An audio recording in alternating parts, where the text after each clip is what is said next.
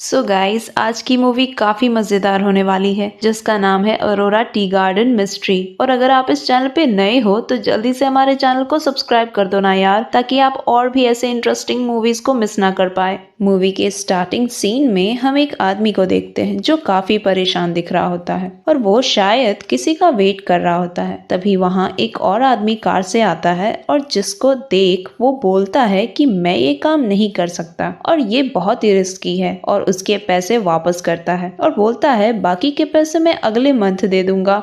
और ये भी भरोसा दिलाता है कि वो इसके बारे में किसी को भी कुछ नहीं बताएगा, जिसपे सामने खड़ा बंदा उसे सीधा अपने गन से शूट कर देता है। फिर उसके फोन को तोड़कर और उसके बॉडी को बांधकर वहां झाड़ियों में फेंक देता है और ये सीन यही कट हो जाती है। आखिर क्या वजह हो सकती है जो उसने उसका मर्डर कर दिया, और किस काम के लिए उसे पैसे दिए जा रहे थे जिसे वो करने से मना कर रहा था। इसके पीछे की स्टोरी तो हमें एंड में ही पता चलने वाली है, तो एंड तक बने रहें। अगले सीन में हम इस मूवी के मेन कैरेक्टर को देखते हैं जो साथ बैठकर मूवी देख रहे होते हैं। एरिक एक हिस्ट्री का प्रोफेसर होता है। निक किचन में जाता है, सैली भी उसके पीछे उसकी हेल्प करने जाती है, जहाँ निक सैली को एक रिंग दिखाता है जो वो रो को देने वाला था। एक्चुअली निक रो को प्रपोज करने वाला था। सैली उसे पूछती है कि तुम उसे कैसे प्रपोज करने वाले हो। निक बताता है जब सही वक्त आएगा तो मैं उसे ये सरप्राइज दूंगा। फिर निक और एरिक मूवी कंप्लीट करके जा रहे होते हैं। निक एरिक को बताता है कि रो दिन रात काम कर रही है लाइब्रेरी के फंड रेज के लिए, और इस फ्राइडे नया लिटरेसी प्रोग्राम होने वाला है। एरिक को ये काफी इंटरेस्टिंग लगता है। रो उसे भी वहाँ इन्वाइट करती है। आखिर एरिक हिस्ट्री का प्रोफेसर है तो उसे वहाँ काफी मजा आने वाला है। रो बताती है कि सियाटल म्यूजियम हमें वहाँ एग्जिबिट करने दे रही है, और वहाँ पे जो क्वीन एलिजाबेथ ने ड्रेस पहनी थी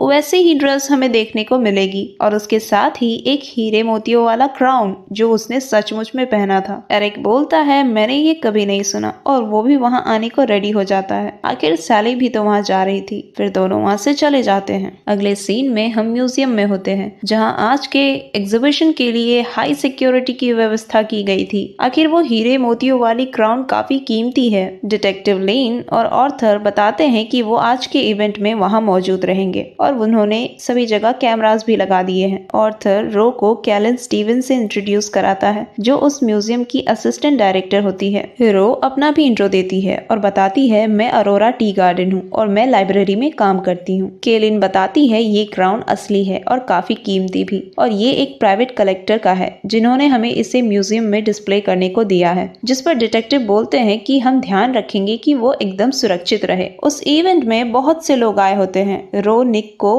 केलिन और जेम्स रेडिंग से मिलाती है और बताती है कि केलिन म्यूजियम के लिए काम करती है और mister Reading board of director में है। रो मिस्टर रेडिंग से पूछती है कि क्या आप ही इंट्रोड्यूस करा रहे हैं नए एग्जीबिशन को, जिस पर मिस्टर रेडिंग बोलते हैं हाँ बिल्कुल, वो क्या है ना, ऐसा कोई नहीं जो लेस्टर्स की गिफ्ट मतलब वो हीरे मोतियों वाला क्राउन की कहानी मुझसे बेहतर समझा सके। एग्जीबिशन के लिए सब रेडी था। ऑफिसर कर्टन्स हटाने के लिए बाहर जाते हैं तो वहाँ हॉवर्ड खड़ा होता है। वो बताता है कि वो काफी क्यूरियस है उस क्राउन को देखने के लिए। ऑफिसर उसे नीचे जाकर खड़ा होने को बोलते हैं। वो नीचे जा ही रहा था कि तभी वो फिलिप से टकरा जाता है और उसका प्लेट का सारा सामान नीचे बिखर जाती है। वो जल्दी से वहाँ की साफ सफाई कराता है। इवेंट स्टार्ट होती है और मिस्टर जेम्स रेडिंग वहाँ आते हैं और क्वीन एलिजाबेथ के बारे में और उनके उस ब्यूटीफुल से क्राउन जिसे लेस्टर्स गिफ्ट बोला जाता है उनके बारे में स्पीच देते हैं। स्पीच खत्म करके जब वो सभी को वो ड्रेस और क्राउन एग्जिबिट करने के लिए कर्टन्स हटाते हैं तभी सारे लोग शॉक्ड हो जाते हैं। जिस कीमती क्राउन के लिए ये इवेंट ऑर्गेनाइज की गई थी, जिसे देखने के लिए सब बेताब थे, वो क्राउन ही गायब था। सब लोग परेशान हो गए थे और उसे ढूंढ रहे थे। सभी को म्यूजियम में ही रोका गया ताकि उनकी तलाशी ली जाए। तभी एक लेडी जिसका नाम मिया क्वान था वो तलाशी करवाने से मना कर रही थी। उसे ये पसंद नहीं था कि कोई उसके साथ क्रिमिनल की तरह पेश आए। पुलिस उसे अपने साथ ही रखती है जब तक कि क्राउन न मिल जाए। वहाँ एक सिक्योरिटी गार्ड था जिसका नाम टैलबर्ट था जो क्राउन के आसपास ही था। पुलिस उसकी तलाशी लेती है पर उसके पास कुछ नहीं मिलता तो डिटेक्टिव उसे जाने देते हैं। बाहर रो, सैली और उसके फ्रेंड्स होते हैं। वो टैलबर्ट को जाते देख हैरान होते हैं कि डिटेक्टिव ने इन्हें कैसे जाने दिया। रो बताती है कि टैलबर्ट को नया रखा गया था और वो पहले मैजिशियन का काम काम करता था, तो वो अपने हाथों की सफाई से उस क्राउन को गायब कर सकता है। जिस पर सैली बोलती है, पर अगर वो निकाल भी लिया होगा तो वो वहाँ से तो कहीं नहीं गया, तो क्राउन को कहाँ छिपाया होगा। तभी रो को उस इंसिडेंट के बारे में याद आता है जब हॉवर्ड और फिलिप टकरा गए थे और फिर वहाँ पे सारा सामान बिखर गया था और टैलबर्ट ने ही उसे साफ कर उस ट्रैश बैग में डाला था। कहीं उसी वक्त उस क्राउन को भी उसी ट्रैश बैग में तो नहीं डाल दिया। रो और सभी उसे कचरे के डिब्बे में खोजने जाते हैं। तब तक इधर डिटेक्टिव को भी कैमरा से टैलबर्ट के बारे में पता चल जाता है। तभी हम टैलबर्ट को देखते हैं जो बैग लेकर कार के पास आता है और उसे अंदर रखता है। तभी वहाँ किसी और को देखते हैं और वो आदमी उसे गन से शूट कर देता है और क्राउन को लेकर वहाँ से चला जाता है। पुलिस आती है पर तब तक टैलबर्ट मर चुका था और ये मिस्ट्री और भी उलझ जाती है। नेक्स्ट डे रो और सैली लाइब्रेरी में होते हैं और कल के हुए हादसे को डिस्कस कर रहे होते हैं। वहाँ रो की मॉम आती है और वो रो को हॉवर्ड के बारे में बोलती है कि मुझे उस पर शक है। रो को भी उस पर शक होता है क्योंकि उसके धक्का लगने से ही तो वहाँ पे वो प्लेट बिखरी थी। फिलिप और डेविस मिस्टर रेडिंग के पास जाते हैं उससे मिलने के लिए। फिलिप माफी मांगता है क्योंकि उसी ने वो कचरे का बैग फेंका था, बट उसे मालूम नहीं था कि उसके अंदर वो क्राउन होगा। मिस्टर रेडिंग बोलते हैं तुम्हारी गलती नहीं है, दरअसल मुझे पहले से पता करना चाहिए था क्योंकि पहले वाला सिक्योरिटी गार्ड काम छोड़कर गायब है और वो पिछले हफ्ते से काम पर नहीं आया। उसकी वाइफ ने बोला कि वो किसी दूसरे लड़की के साथ भाग गया। डेविस पूछता है कि ये टैलबर्ट कहाँ से आया था। मिस्टर रेडिंग बोलता है हमारी असिस्टेंट डायरेक्टर केली वो स्टाफ को हायर करने का काम करती है। तभी केली आ जाती है और उस पर गुस्सा करती है। गुस्से में उसे ही उसका जिम्मेदार ठहराती है। रो डिटेक्टिव को हॉवर्ड के बारे में बताता है पर वो पहले से ही उस पर नजर रखे हुए थे। निक एरिक को लेकर वहां आता है। निक डिटेक्टिव को बताता है कि एरिक को एलिजाबेथ एरा का काफी नॉलेज है और वो समझा सकता है कि क्राउन को चोरी करने में किसका इंटरेस्ट हो सकता है, पर पुलिस उसकी बात नहीं सुनती। बट रो को एरिक की बात सुननी थी तो वो सबको कॉफी पे बुलाती है। एरिक एलिजाबेथ और उसके लव स्टोरी के बारे में उन्हें बताता है और बताता है कि ये क्राउन उनके प्यार और लव का सिंबल है और इसे चुराने वाला काफी ऑब्सेस्ड होगा इससे, बस बेचने की नियत से नहीं चुराया होगा। फिर सभी अगले दिन लाइब्रेरी में मिलने की बात करते हैं। नेक्स्ट डे रो, सैली और एरिक कुछ लिस्ट को देख रहे थे। सैली को थोड़ी ठंड लगती है तो एरिक उसे अपना जैकेट देता है। सैली को तभी उसके पॉकेट से उस इवेंट का टिकट मिलता है। एरिक के जाने के बाद वो रो को दिखाती है। वो टिकट इवेंट के 2 हफ्ते पहले प्रिंट की हुई थी, यानी एरिक को इस इवेंट के बारे में पहले से पता था, पर उसने तो रो और सैली को झूठ बोला। इधर फिलिप कैली स्टीवन के बारे में पता करता है। उसे पता चलता है कि वो जहाँ पहले काम करती थी वहाँ उसने एक नेकलेस बेची थी जो कि चोरी की थी। यहाँ रो और सैली एरिक को भी अपने सस्पेक्ट लिस्ट में ले लेती है और एरिक के कैबिन की तलाशी ले रही होती है। तभी निक वहाँ आ जाता है और सैली उसे टिकट के बारे में बताती है कि एरिक ने हमें झूठ बोला और दिखावा किया कि उसे इस इवेंट के बारे में कुछ भी नहीं पता, जबकि उसे पता था। बट निक इस पे विश्वास नहीं करता और वो उसे इग्नोर करके रियल सस्पेक्ट पे ध्यान देने को बोलता है। वो बताता है कि उसे उस सिक्योरिटी गार्ड का एड्रेस मिल गया है जो गायब हुआ था। रो उसका एड्रेस लेती है और बोलती है हम दोनों वहां जाकर पता करते हैं। निक बोलता है ठीक है, पर तुम एरिक को अपने लिस्ट से हटा दो, तुम बेकार उस पर शक कर रही हो। रो और सैली वहां पहुंचकर उसकी वाइफ से पूछताछ करती है, बट उसकी वाइफ को भी यही लगता है कि वो अपने न्यू गर्लफ्रेंड के साथ भाग गया। रो और सैली एक जगह जाते हैं जहाँ पे सिक्योरिटी गार्ड की लास्ट लोकेशन ट्रेस की गई थी। वहाँ रो को नदी के पास वाले झाड़ियों में एक फोन और एक बॉडी मिलती है और वो बॉडी किसी और की नहीं बल्कि सिक्योरिटी गार्ड की थी जो गायब हुआ था। नेक्स्ट सीन में सब पुलिस स्टेशन में थे जहाँ हॉवर्ड को भी लाया जाता है। डिटेक्टिव बताते हैं कि हमने सीसीटीवी कैमरा में टैलबर्ट के होटल के बाहर हॉवर्ड को देखा और वो उसे पूछताछ करने के लिए यहाँ लाए हैं। पूछताछ के दौरान हमें पता चलता है कि हॉवर्ड एल्बर्ट के पास अपने फ्रेंड के बारे में पूछने गया था जो म्यूजियम में सिक्योरिटी गार्ड। पूछताछ के दौरान हमें पता चलता है कि हॉवर्ड एल्बर्ट के पास अपने फ्रेंड के बारे में पूछने गया था जो म्यूजियम में सिक्योरिटी गार्ड का काम करता था। हॉवर्ड से पता चलता है कि वो सिक्योरिटी गार्ड और कोई नहीं बल्कि डेविस रेइस था जिसकी आज डेड बॉडी मिली थी। पुलिस को अब हॉवर्ड पे और भी शक हो जाता है। रो म्यूजियम जाती है केली से बात करने और उससे पूछती है कि 3 साल पहले तुमने एक स्टोर में चोरी की ज्वेलरी बेची थी और उन्होंने तुम पर केस भी किया था। केली बताती है ऐसा नहीं है, मुझे नहीं पता कि वो चोरी की थी, पर वो मेरे भाई ने मुझे बर्थडे पर दिया था और उसने भी कहीं से खरीदा था। मिस्टर रीडिंग आते हैं और केली से पूछते हैं तुम यहाँ क्या कर रही हो? तुम भूल गई कि अभी हमारा इम्पोर्टेंट मीटिंग है? फिर रो मिस्टर रेडिंग से सवाल करने लगती है कि तुमने एग्जीबिशन के लिए क्राउन को ही चूज क्यों किया था? तुम्हारे यहाँ बहुत सी और भी चीजें हैं, तो क्राउन ही क्यों? मिस्टर रेडिंग बताते हैं कि मैं इस लव स्टोरी से बहुत कनेक्टेड फील करता हूँ। एलिजाबेथ और लस्टर दोनों की लव स्टोरी काफी मोटिवेटिंग है और मेरी शादी के लिए ये स्टोरी काफी इंस्पायरिंग रही है। फिर वो दोनों अपनी मीटिंग के लिए चले जाते हैं। पुलिस हॉवर्ड के घर की तलाशी लेते हैं जहाँ एक तिजोरी होता है। पुलिस उसकी कोड पूछती है। हॉवर्ड बताता है। फिर उसकी तबीयत बिगड़ने लगती है तो वो बाथरूम में चला जाता है। पुलिस तिजोरी को खोलता है तो उसे वहाँ पे एक गन मिलती है। ऑफिसर बताते हैं कि इसी तरह की गन यूज की गई है टैलबर्ट को मारने के लिए। डिटेक्टिव हॉवर्ड को बाथरूम से बाहर आने को बोलते हैं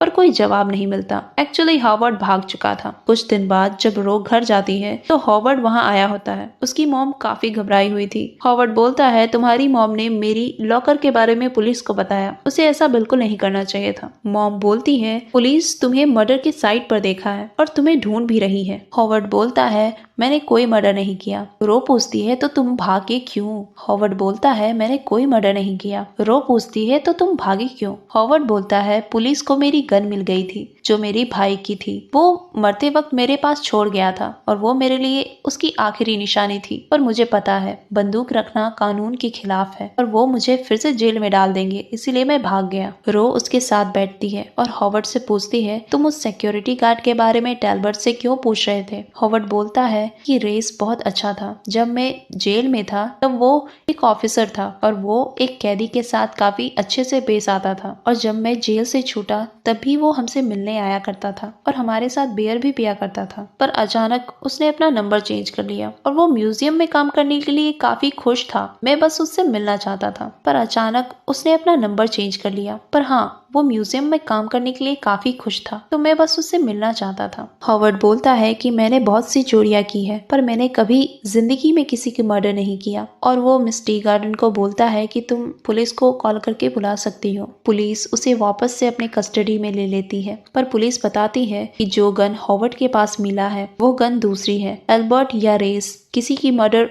उससे नहीं हुई है तो हॉवर्ड ने ये मर्डर नहीं किया। अब हॉवर्ड रो के सस्पेक्ट से निकल चुका था। पुलिस एक और सस्पेक्ट पे काम कर रही थी, मिया कुआन, जो उस इवेंट में मौजूद थी और सबकी तलाशी लेने वक्त उसने अपनी तलाशी करवाने से मना कर दिया था। पुलिस को कुछ फोटोज मिलते हैं जिसमें म्यूजियम के बाहर मिया कुआन एक लड़के से मिलती है। रो वो फोटो देखकर बताती है कि इसे मैं जानती हूँ, ये लड़का केली स्टीवन का भाई है, लियो स्टीवन। इधर निक मिस्टर रीडिंग से मिलने जाता है। मिस्टर रीडिंग किसी मीटिंग से आए हुए थे। उनका चेहरा काफी उतरा हुआ था। निक उससे पूछता है तो मिस्टर रीडिंग बताते हैं कि म्यूजियम डायरेक्टर को निकाल दिया गया और बोर्ड ने कहा है कि उसे मेरी भी जरूरत नहीं है और ऊपर से केलिन स्टीवन को नया डायरेक्टर बना दिया गया है। निक बताता है मुझे तुम्हारे बारे में एक आर्टिकल मिली है जिसमें लिखा है कि तुम्हारी पत्नी लेस्टर्स की अर्ल की वारिश है। मिस्टर रीडिंग बताते हैं कि हाँ, ये बात सबको पता है। निक पूछता है तुमने ये बात फंड रेज वाली इवेंट में क्यों नहीं बताई? मिस्टर रीडिंग बताते हैं ओह शायद ध्यान नहीं होगा पर यह बात मैं हमेशा बताता हूँ। वो बताते हैं कि यही तो मेन रीजन है जिसकी वजह से मेरी वाइफ और मैं इस म्यूजियम से जुड़े हैं। मिस्टर रीडिंग को कुछ काम था तो निक भी वहाँ से चला जाता है। डिटेक्टिव स्मिथ वहाँ आते हैं। केली स्टीवन को पुलिस स्टेशन आने को बोलते हैं। रो और सैली निक से मिलने आते हैं बट निक वहाँ नहीं होता तो वो एरिक के ऑफिस में देखने जाते हैं पर वहाँ भी कोई नहीं होता। रो एरिक के ऑफिस फिर से एक बार चेक करना चाहती थी क्योंकि रो को एरिक पे अभी भी शक था। सैली उसे रोकती है क्योंकि अगर ये बात निक को पता चली तो वो काफी अपसेट होगा बट रो नहीं मानती और वो सैली को दरवाजे पर नजर रखने को बोलती है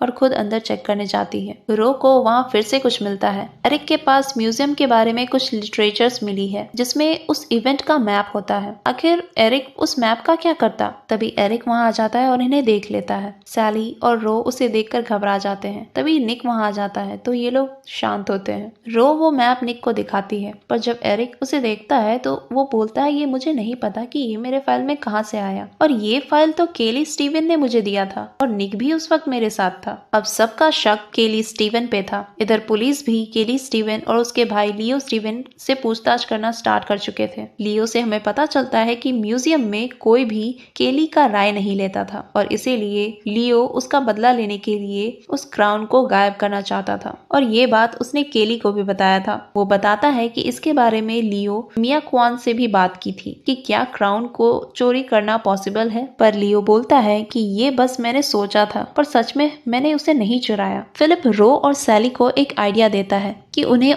म्यूजियम के और भी गार्ड से बात करनी चाहिए। रो सोचती है कि ऐसा तो नहीं कि केली ने टैलबॉट और रेस को मारा, क्योंकि वो केली के एक चोरी नहीं बल्कि दूसरी चोरियों के बारे में भी जानते थे। वो दोनों रेस की वाइफ से दोबारा बात करने जाती है। वहाँ उन्हें पता चलता है कि रेस 3 महीने पहले बोस्टन गया था। उसे कोई बुक लेना था, शायद म्यूजियम के लिए, पर उसने उसका नाम नहीं बताया था। रो सैली को बोलती है कि मैं लाइब्रेरी जाकर बोस्टन में 3 महीने पहले कोई कीमती बुक चोरी होने का पता करती हूँ। सैली भी म्यूजियम जा रही थी कुछ पूछताछ करने के लिए। रो उससे बोलती है कि अगर मिस्टर रीडिंग दिखे तो उनसे ये पूछना कि क्या उन्हें एलिजाबेथ की किसी विशेष कीमती बुक के बारे में जानकारी है। रो लाइब्रेरी आती है और निक के साथ बुक के बारे में इंटरनेट पे सर्च करती है। उन्हें एक बुक मिलता है विलियम शेक्सपियर की, और ये वही स्टोरी थी जिसमें एलिजाबेथ ने वो क्राउन पहनी थी। रो निक से पूछती है कि एरिक तो इन सब में माहिर है, तो उसने इन सब के बारे में हमें क्यों नहीं बताया। निक बोलता है तुम फिर से उस पर शक कर रही हो। लोग कुछ चीजें भूल जाते हैं, जैसे कि मिस्टर रीडिंग ने भी तो हमें ये नहीं बताया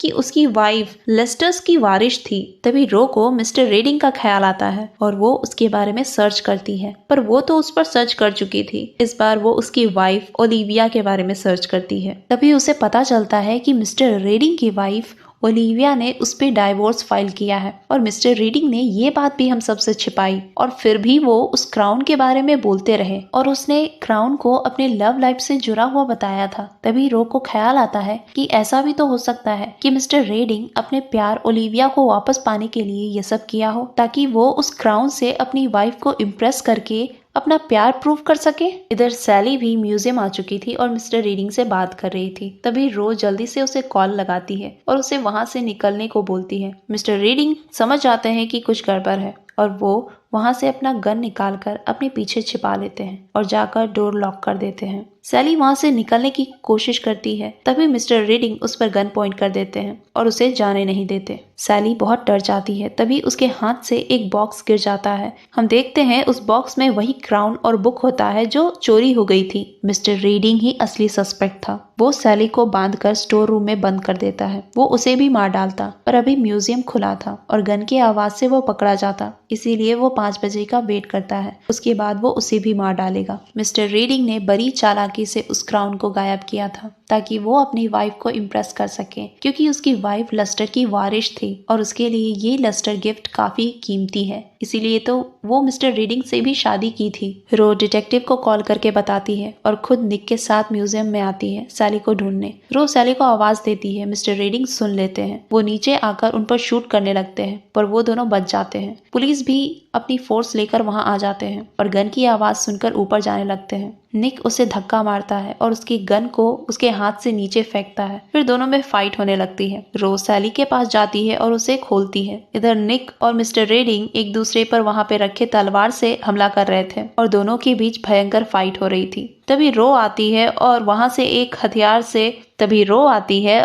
रखे हथियार से उसके पैर में मारती है, जिससे वो गिर जाता है। तब तक पुलिस भी वहां पहुंच जाती है और उसे अरेस्ट कर लेती है और फाइनली असली चोर पकड़ा जाता है। नेक्स्ट सीन में सभी लाइब्रेरी में किसी प्रोग्राम को एंजॉय कर रहे होते हैं। इधर निक को भी फाइनली प्राइवेसी मिल जाती है और वो रो को अकेले में ले जाकर प्रपोज कर देता है और उसे वो रिंग भी पहना देता है जो वो कब से अपने जेब में लेकर इस मोमेंट का वेट कर रहा था, और उसकी भी हैप्पी एंडिंग हो जाती है। सो गाइस, अगर आपको मूवी पसंद आई हो तो प्लीज हमारे चैनल को सब्सक्राइब कर लेना ताकि आप और भी ऐसे इंटरेस्टिंग वीडियोस को मिस ना कर पाए।